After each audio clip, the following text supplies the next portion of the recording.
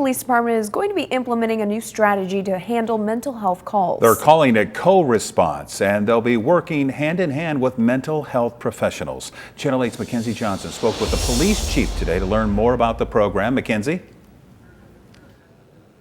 Chief Teresa Ewens went to Portland, Maine to see how their police department handles mental health calls. She says it was an inspiration.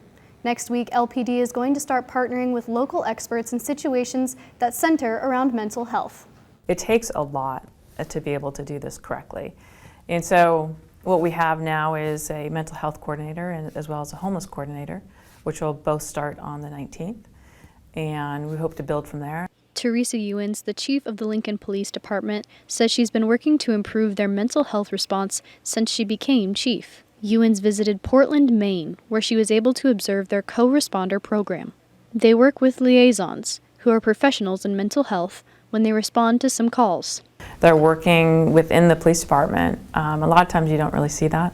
They really, when I talk to the officers, they're like, you know, it's a great relationship. They help us tremendously.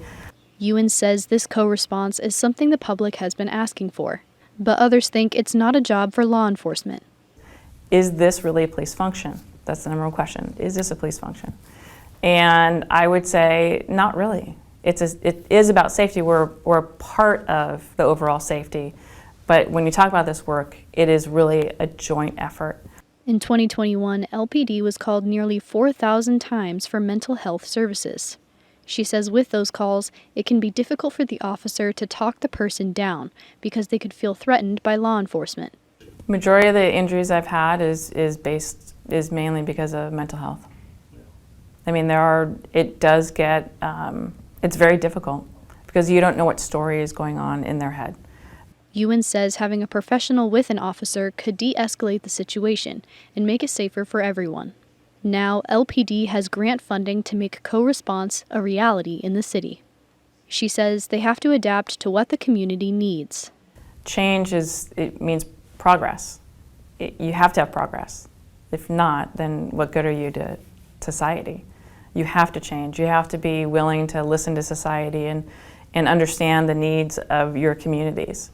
And if you're not going to do that, I'm not really sure how productive you're going to be. But it is important that you always are adapting and assessing and understanding the needs of community.